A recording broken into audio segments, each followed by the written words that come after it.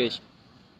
Muito bem, bom dia, boa tarde, boa noite, em função do fuso, da longitude onde você se encontrar. Eu chamo Venâncio Mondlane, sou deputado na Assembleia da República, sou um ativista social e político e hoje no meu canal Venâncio Mondlane eu havia prometido falar de algumas revelações do caso Mangena. Mangena, vocês sabem, é um caso que está neste momento sob custódia, digamos assim, do Ministério da Justiça, mas mais concretamente a Direção Nacional da Migração de Moçambique tem um casal sob a sua custódia, que é o Mangena, a sua esposa, que é Clemência, ou mais conhecida por Mami, e tem duas crianças também. E, inclusivamente, este dado é muito importante, a Mami neste momento também está grávida.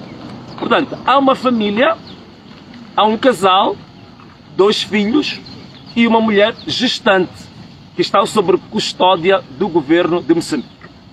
Muita tinta correu à volta deste caso e também agora começa aquilo que a gente chama de jogo da contra-informação. Neste momento, há realmente necessidade de esclarecer algumas coisas. E uma das coisas que é preciso esclarecer é que o Mangena, ele teve um percurso, teve um passado. E uma parte do passado dele tem a ver com o desporto. Portanto, ele foi um grande jogador de hóquei em patins, chegou a ser campeão nacional, um dos melhores jogadores de Angola. Portanto, foi uma pessoa muito bem destacada no desporto, muito bem conhecida. Um dado curioso, no momento em que ele se dedicava ao desporto, e que era uma figura muito bem conhecida, começam alguns episódios que o fazem conhecer um meandro do crime, da corrupção.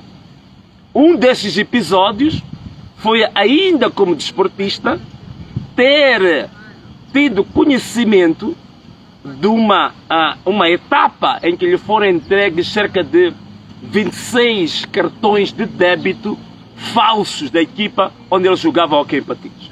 E que ele devia usar esses cartões de débito de jogadores fantasmas que não existiam para levantar dinheiro de forma fraudulenta. Portanto, o jovem começa, ainda como desportista, a lidar-se com um grande crime, com a grande fraude. Nesse sentido, este jovem acabou, ao longo do tempo, foi muito conhecido, uma pessoa extremamente conhecida em Angola.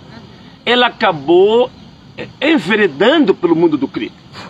Esteve ligado a um grupo, de fato, chamado, acho que é HDA, espero não me estar a enganar, é que esse grupo tinha todos os requisitos e ingredientes de um grupo subversivo, isso não restam dúvidas.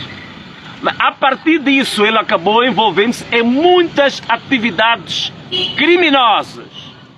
Envolveu-se em atividades criminosas.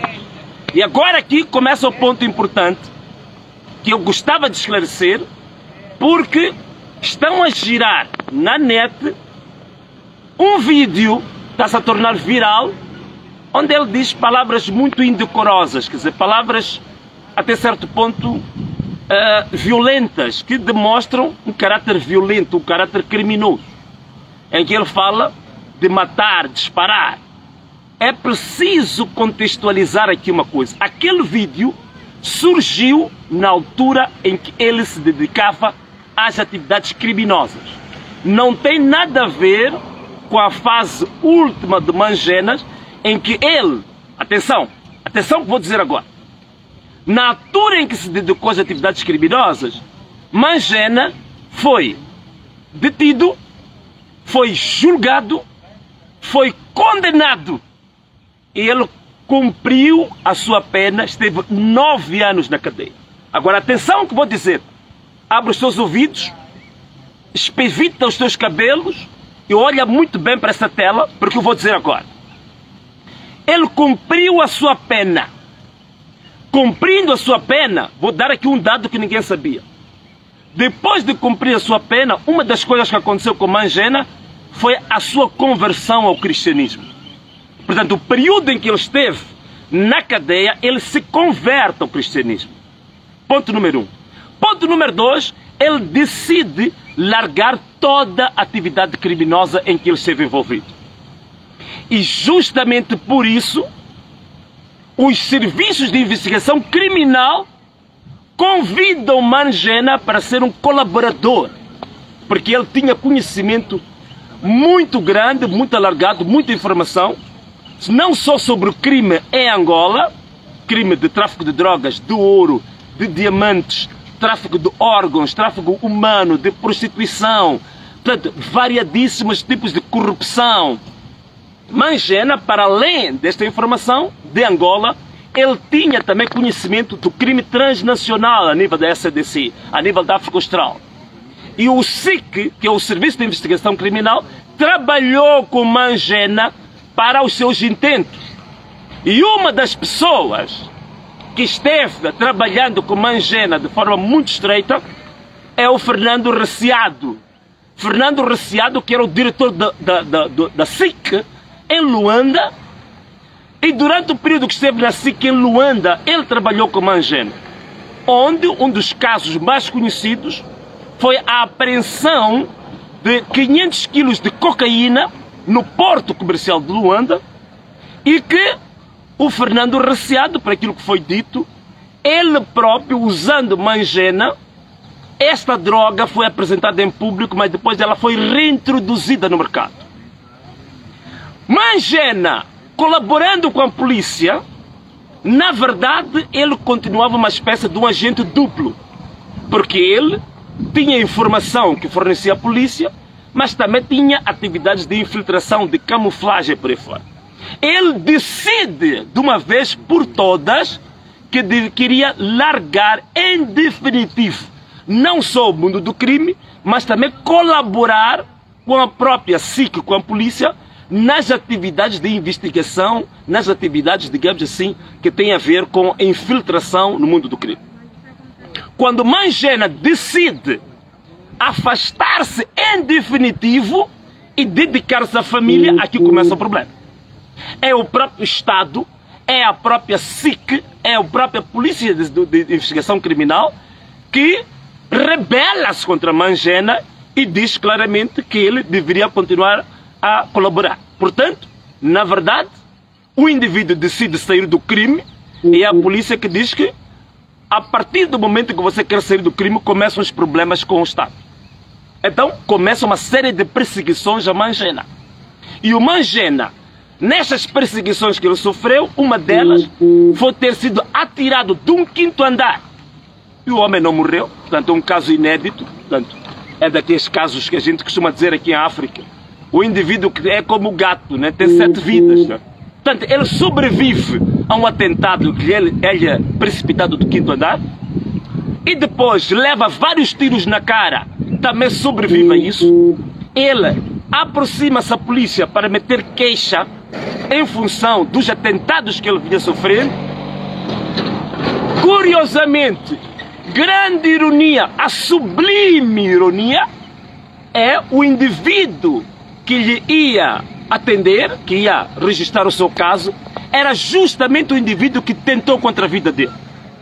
Então aqui é que começa a revolta, digamos assim, do Mangena e a necessidade que ele tem de começar a fazer as revelações do que ele sabia. E uma das revelações que ele começa a fazer, como era um youtuber, então todo o conhecimento que ele tinha ao longo desse tempo, ele foi dando a conhecer. Portanto, começa a fazer revelações muito sérias sobre o conhecimento que ele tinha do mundo do crime. E então, nesse conhecimento que ele tem sobre o mundo do crime, vai fazendo algumas revelações que são, até certo ponto, sensíveis para o próprio sistema, que são sensíveis para, digamos, o sistema de justiça. Mas é preciso que a gente coloque aqui um ponto, digamos, saliente, um ponto notável, um caso notável. É que boa parte das revelações que foram feitas por Mangena, estas revelações ajudaram o governo de Angola a debelar uma série de irregularidades, uma série de crimes. Por exemplo, em Angola era natural uma vez por semana ou 2 vezes por semana haver assaltos a bancos. Portanto, com as declarações, com as informações dadas pelo Mangena, reduziu bastante o tráfico ou os assaltos aos bancos que aconteciam 2 a 3 vezes por semana, reduziram. Reduziu também bastante o tráfico de viaturas, havia muito tráfico de viaturas, reduziu bastante o tráfico de viaturas que envolvia, digamos, vários países da SADC, portanto, África do Sul, Moçambique, Angola. Portanto, esse tráfico de viaturas reduziu. Reduziu também um grande comércio, um contrabando de combustível. Portanto, o combustível tinha um trajeto que era de Luanda até a República Democrática do Congo. Reduziu bastante, digamos, o tráfico de combustível, o contrabando de combustível. Reduziram uma série de crimes. Portanto, as declarações deste jovem acabam, por sua vez, de serem válidas para a estabilização e para a redução do crime transnacional envolvendo Angola, e foi extremamente positivo para Angola. É verdade que o grande problema também que começa aqui é que algumas dessas declarações envolviam altas figuras ligadas ao Ministério do Interior, em Angola. E uma delas é que o tráfico de combustível, por exemplo, estavam envolvidos os filhos do ministro do Interior de Angola, o Eugênio Laborinho. Os filhos dele estavam envolvidos no tráfico de combustível, portanto, são denunciados a partir de Mangena, e isto leva a uma série de questões. É preciso aqui notar uma coisa muito interessante, é que o Ministério do Interior em Angola, quando entra o Eugênio Laborinho como ministro do Interior, conforme diz a Folha 8, num artigo muito interessante, é que o Ministério do Interior ele converteu-se numa espécie, numa bolsa de valores da família. Portanto, os filhos do ministro do Interior estavam envolvidos em setores-chave que estavam interligados, digamos, com muitas atividades criminosas.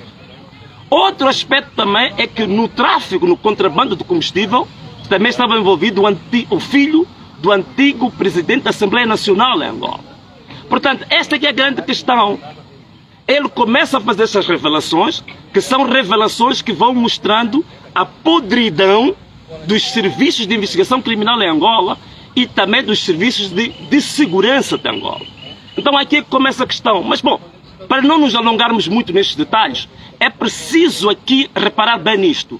E eu quero que vocês fiquem atentos nisso. Abre bem os teus ouvidos porque eu vou dizer. Mangena não é pioneiro em fazer esse tipo de declarações. Há uma carta aberta que é publicada na Folha 8. A Folha 8 é um dos jornais privados mais credíveis de Angola. Essa carta aberta, que é escrita por um oficial da polícia, um técnico de investigação criminal, com cerca de 16 anos de trabalho, e que ele faz revelações muito detalhadas sobre como é que o Ministério do Interior estava infestado pelo crime. E boa parte das declarações que foram feitas por este jovem que publicou esta carta na Folha 8 coincidem quase em 100% com as declarações de Mangena. Então, significa que o governo angolano devia estar grato pelas revelações que foram feitas por Mangena. Devia estar grato porque elas, para além de terem reduzido o índice de crime, revelaram a podridão em que os serviços de investigação criminal estavam envolvidos e os serviços de segurança de Angola. Então, o jovem, quando nota de que quem estava a atendê-lo, quando ele faz a sua participação do seu atentado, ele é obrigado a fugir de Angola, sem documentos. E veja uma coisa, ele foge da Angola, leva a família. Quem sabe, qualquer mafioso que se preze, quando está em atividade criminosa, não vai levar a sua família consigo. Ainda pior, levar uma mulher gestante. Isso não pode acontecer, isso é incabível. Mas o que eu queria passar aqui a ideia, primeiro, é que o vídeo que está se tornando viral, ele representa uma fase anterior da vida do Mangena.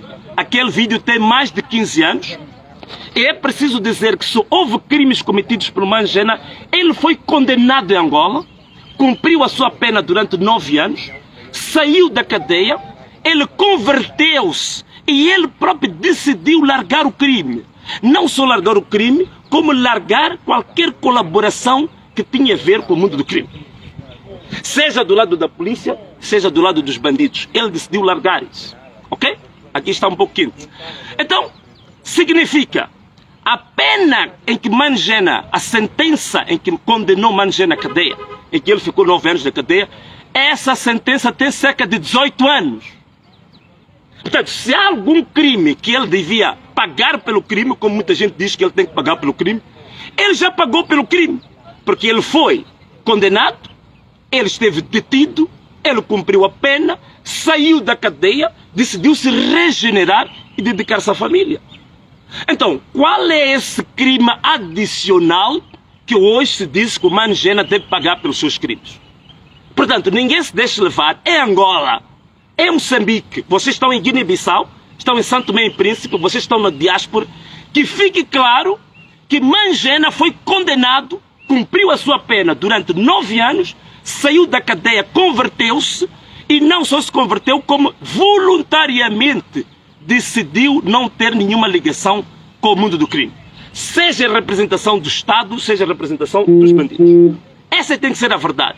Portanto, o vídeo que está a correr agora é revelador da tentativa da manipulação mental, da manipulação da opinião pública. Porque ele já não tem nada a ver com o mundo do crime. E mais, não há em Angola nenhum processo que foi aberto contra Mangena. O que ele cumpriu já passam 18 anos, atualmente não existe nenhum processo contra Mangena. Mas não existe nenhum processo que é conhecido em que a Interpol tenha sido notificada em relação a Mangena. Não existe nenhum mandato internacional contra Mangena por prática de qualquer crime. Então, este jovem está em Moçambique com todos os requisitos para se ser dado asilo ou o estatuto de refugiado. Significa que, neste momento, o Mangena, e eu volto a salientar isto, que isto aqui é extremamente importante, saiu com a sua família, não existe nenhum mafioso, nenhum criminoso que pratica os seus crimes transnacionais e anda com a família. Isso não existe. Significa, ainda mais, uma mulher que foi violada 2 vezes. Um jovem, mesmo assim, qualquer jovem hoje, tendo uma mulher nessas condições, até a abandonava. Ele mantém-se com a família mesmo depois dela ter sido violada. E ainda percorreu praticamente toda a África Austral a pedir asilo com a sua própria família e os seus filhos. Então, qual é que é o perfil deste jovem para se dizer que ele ainda é um narcotraficante, ainda é um criminoso, que ele ainda tem que pagar pelos seus crimes? Quais crimes? Quais crimes? Mas, acima de tudo, o que nós queríamos que ficasse claro aqui é que Mangena foi uma das figuras que eu acho que deve ser salientada na história do combate ao crime em Angola e em África, porque as revelações que ele fez foram cruciais para reduzir o crime em Angola, que, se houver uma cooperação a nível dos governos da CDC, os conhecimentos e as revelações feitas por Mangena podem ajudar a África Austral também a ficar livre desse grande crime. E como vocês sabem, por exemplo, ainda ontem estava a ver uma reportagem da Record que mostra, no Brasil, fizeram uma reportagem que mostra que aqui, o nosso país vizinho, que é o Joanesburgo, está sendo Joanesburgo é uma cidade da África do Sul, que o país está sendo devastado devido a uma droga que chama-se Nhaope. E Nhaope é a mistura entre heroína e vários outros componentes, entre remédio do HIV, Ratex e por aí fora. Mas a heroína, o irmão do antigo presidente da África do Sul, irmão do Thabo Mbeki, que é um economista renomado a nível internacional, numa entrevista à INSA, disse claramente que a heroína que é exportada para a África do Sul, ela vem de Moçambique e ela é promovida pelo Partido Frelimo. Isso são afirmações do economista renomado a nível internacional e que disse num canal público, num debate internacional, que a heroína que está a destruir a sociedade sul-africana é proveniente de Moçambique, é promovida pelo governo da Frelimo. Isto é um dado que é extremamente importante, porque também vem associar-se às revelações de Mangena, vem associar-se às revelações do técnico que eu já tinha me referido, de investigação criminal da Angola, que fez a carta aberta que foi publicada na Folha 8, vem a corroborar com vários estudos, por exemplo, que foram feitos pelo Joseph Allen, vários estudos foram feitos sobre o tráfico da heroína e da cocaína usando a costa oriental da África, e agora começa este tráfico a atingir a costa atlântica da África, por isso que a Angola começa a ser um novo player. Portanto, nós estamos a falar de um crime que não tem nada a ver exclusivamente com Angola. Nós estamos a falar da estabilização da África Austral. Portanto, é um problema que tem a ver com a África Austral. Então, se tem a ver com a África Austral, isto deve preocupar todos os nossos governos, deve preocupar todos os nossos povos, deve preocupar todos os jovens que vivem aqui. Então, nós temos que nos empenhar, porque este jovem Mangena, para nós, é a esperança de ser revelado os grandes segredos, de ser destapado o véu do crime organizado transnacional na África Austral. Este aqui é o grande, digamos assim, é o grande tributo que as revelações de Mangena trazem para nós. E penso que ele estar aqui em Moçambique neste momento até foi um benefício para todos nós. Porque agora começa a levantar a curiosidade, começa a espevitar o desejo de toda a juventude da África Austral de perceber, afinal de contas, quem é que está a matar os jovens na África Austral? Quem é que está a envenenar os jovens? O envenenamento com heroína, com cocaína, com todas essas drogas. Quem é que está a fazer isso? E veja só que agora, os dois países que é Angola e é Moçambique, são espécies de gêmeos siameses, como alguém disse.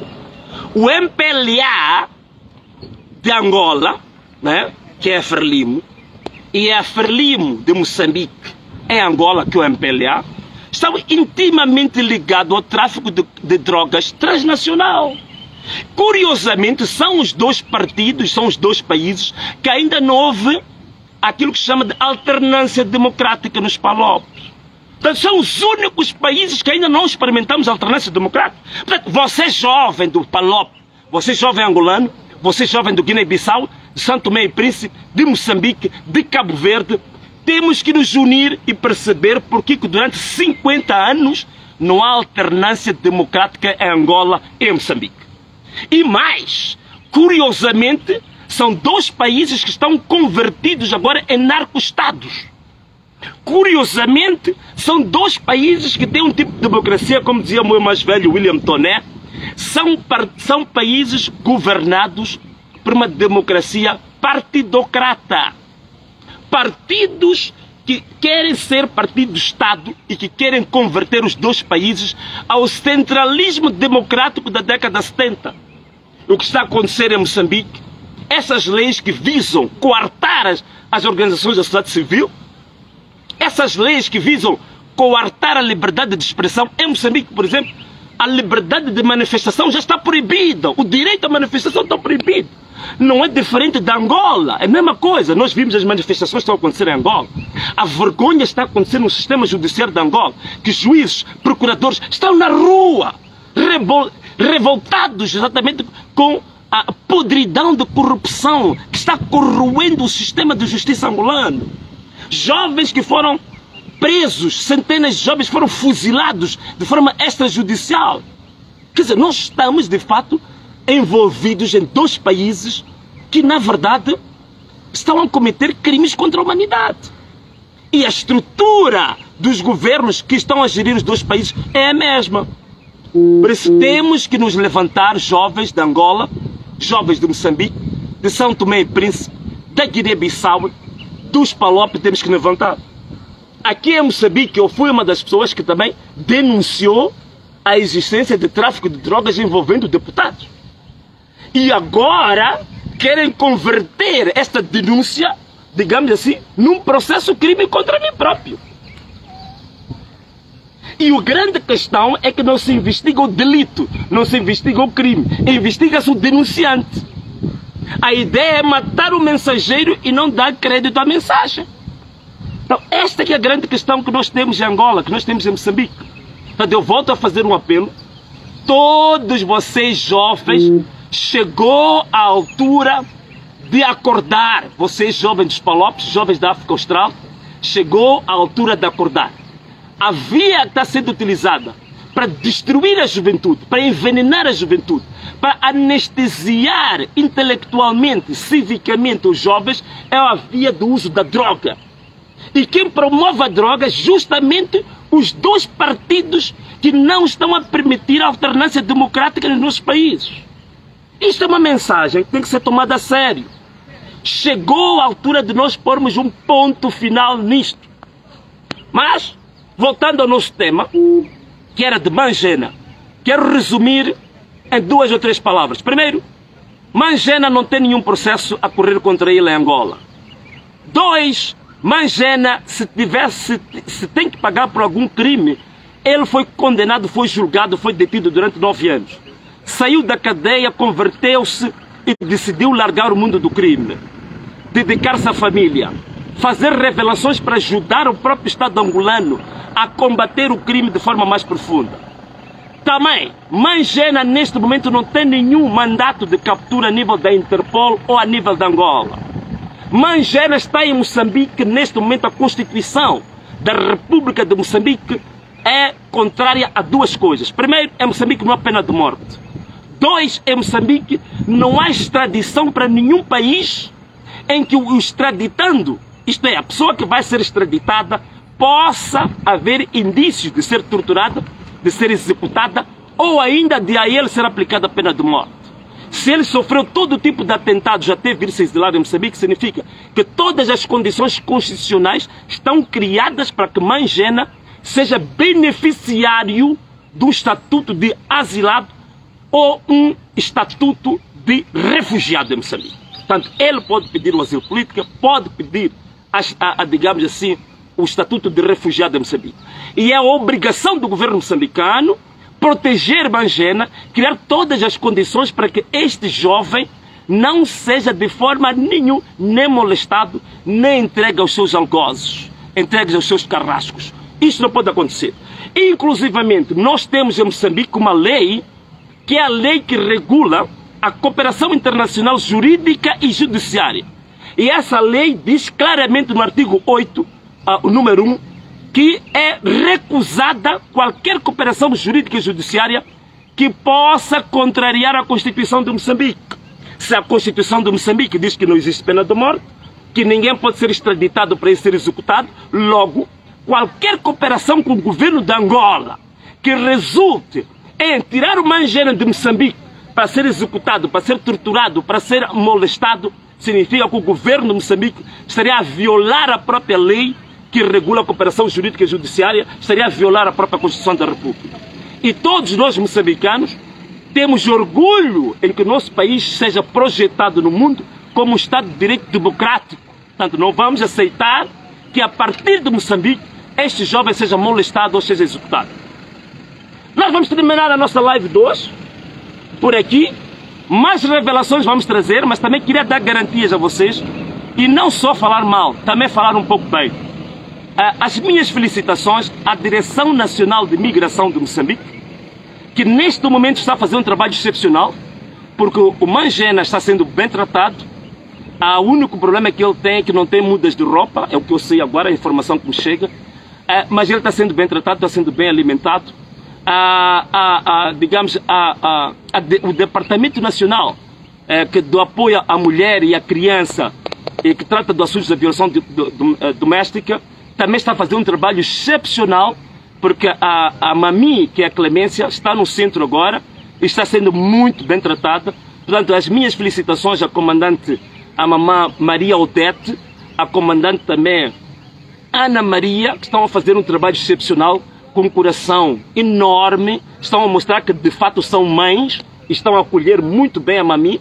Portanto, também tenho que reconhecer, não estou aqui só para fazer críticas, digamos assim, a todo custo, tenho que reconhecer a Direção Nacional de Migração e também o Departamento Nacional de Apoio à Criança e à Mulher está a fazer um trabalho até aqui muito bom. Felicitações para essas pessoas de quem eu falei. Terminando a minha live, chamo a atenção, não nos deixemos levar pela contra-informação, não nos deixemos levar pela tentativa da lavagem cerebral para fatos inegáveis que estão, neste momento, que foram relatados aqui. Portanto, relatei uma série de fatos inegáveis que penso que isto vai ajudar a termos uma compreensão melhor, mais precisa, mais objetiva sobre o caso Mangenas. Nós terminamos a nossa live por aqui, agora, com um forte abraço para Angola, para Guiné-Bissau, Santo Tomé e Príncipe, Cabo Verde, para Moçambique, para os que estão na diáspora, Brasil, Macau. Um grande abraço para todos os africanos que estão na diáspora e que nos unemos e levemos este caso de Manjena como uma nova era de combate ao crime organizado nas nossas nações, na nossa região, como uma nova era para a libertação da juventude dos malefícios da droga, uma nova era, digamos assim, se me permitir um termo, de lutarmos contra o apocalipse da juventude, que neste momento, sem sombra de dúvidas, é o consumo de drogas, é o tráfico de drogas, de estupefacientes, que é o crime organizado transnacional. Portanto, chegou o momento, aqui posso até fazer uso de algumas teorias do meu amigo angolano Isidro Fortunato, o homem que é o pan-africanista mais conhecido da Angola. E eu penso que o caso Mangenas pode encaixar-se muito bem, digamos, na luta pan-africana contra o tráfico de drogas, contra regimes totalitários, contra o tráfico transnacional que está, digamos, neste momento corroendo, destruindo, que é um verdadeiro abismo para os nossos países. Então, chegamos ao fim de mais um programa. A próxima live eu vou anunciar previamente onde é que será, quando será e de que tema será. Mas estas eram informações que eu queria partilhar convosco. Um forte abraço para os Palop e até a próxima.